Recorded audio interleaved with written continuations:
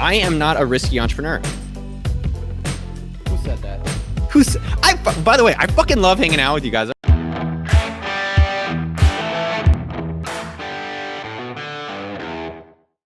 People always say this, man, you took such risk. I don't take risks in business. I take guarantees. And I'm going to tell you specific actions that you can do to plant the seed today so that you can eat your garden in the future. When I was working at mint.com, I was making $100,000 a year. I didn't love the work.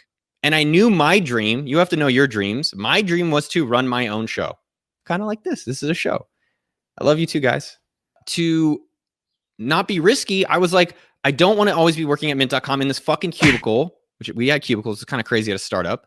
What I started was a thing called Kickflip.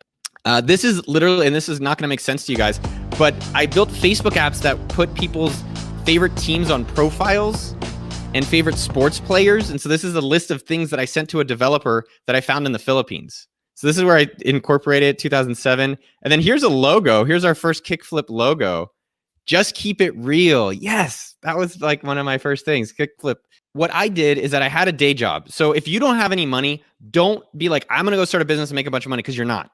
Making actual money in business, don't expect to make real profit, even serious profit, for at least 1 year. Don't. It's just not, it's not reasonable. It's not plausible. It's fucking only in blog posts and bullshit YouTube videos that happens. It does happen, but it's not likely. So how do you take the leap? You get started immediately. So I didn't just go and quit my job and say, oh, I hope I can make some money. You plant seeds. So how do you plant seeds? I'll go through a few examples of things I did. I saw Facebook platform opening up because my friend Amit Gupta did it. So I just started building apps. How did I build apps? I saw a popular app called Soccer, and I found my friend Joe Su, who had a blog and a site. I said, hey, do you have a developer? He had a guy in the Philippines. And the guy in the Philippines, I said, can you just copy this one and we're going to make it for basketball? And that's all we did. And I said, oh, I can make money on it because I can put Amazon affiliate links to the basketball teams. And then I made hockey app. Then I made baseball app. And then I made American football app. And I became the #1 developer on Facebook. And Naval Ravikant, who's now super famous, was our investor. The point being, though, is I got that going. And then when that made $3,000 a month doing these Facebook games, I quit Mint to go run those. And true story behind that, I got offered $100,000 from Kagan. And I don't know if you guys know Kagan, by the way. Kagan is a $1 billion company. So they were going to give me 1% of their company and $100,000 if I sold my Facebook apps to them. And I was like, nah, man, I'm bigger than you. And now they're a $1 billion company. The point being is that I started something and it got going. And once it finally got to that level, it probably took me 6 months. I quit my job and I started doing a few other things. So you're like, well, Noah, come on. Like, Facebook games aren't happening. That shit's like 1980s. Shut up, old man. So a few other things you could do. You can start YouTubing today. It's free. YouTube doesn't charge for hosting, which I think is insane. You can start a YouTube page today, teaching whatever it is you want to teach. Number 2, you can start a weekly newsletter today. Go to Sendfox. Here, I'll put up some of these things. You can go to sendfox.com and start a free newsletter right now.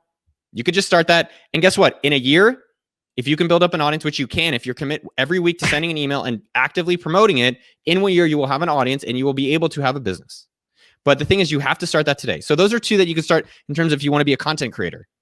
You just have to do it for 1 year, once a week for a year. Nick, you're not alone. Nick said, I've taken many courses. I've tried to start a few things. It's hard to gain momentum. So I resort back to my day job. And so I will say, you don't need more courses, Nick, and just get something going. If you don't want to do the content creator educator way, that's fine. 3 ways. Number 1, go sell all of your shit on Facebook Marketplace. Yeah, I know I've seen other people talk about it, but if you want to start a business, what is a business? You're selling something and you're making money. Number 2, just go to any of your friends that have money and say, what is on your to-do list that's over a week? I will do it for you. That's the thing with business, which is kind of simple and stupid at the same time.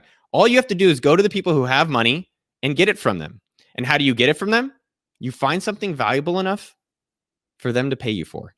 We just overcomplicate it. Another thing. So I'm going to keep giving you more ideas. The point, though, is that you need to build momentum and you need to make it easier on yourself. Number 3, text your friend, your best friend right now, and say, if I were to start a business today, what business do you think I should start? Because a lot of people say, I don't have ideas. The ideas are the easy part. I can come up with ideas all day long.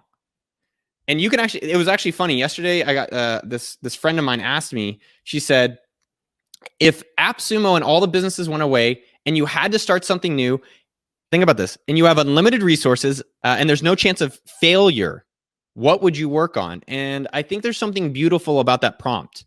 When I actually sat down and said, all right, what are my answers? I had all these answers that I wasn't even thinking. I was like, I want man-made drones if I had no failure. I would create Russian bathhouses across the world because I love Russian bathhouses. Then I was like, oh, I want to do a thing called realshitschool.com. I was like, man, I'd love to teach people and have a school where it's like personal finance, relationships, hygiene, health, self-worth. My point with all of this is that if you just sat down and think of the ideas, there's a lot more in there. It's just figuring out which ones people are going to respond to. Last thing I would do is that go to people that have money, or your former customers or your existing customers or people you've worked with in the past, and ask them 2 questions. What are they spending their day on?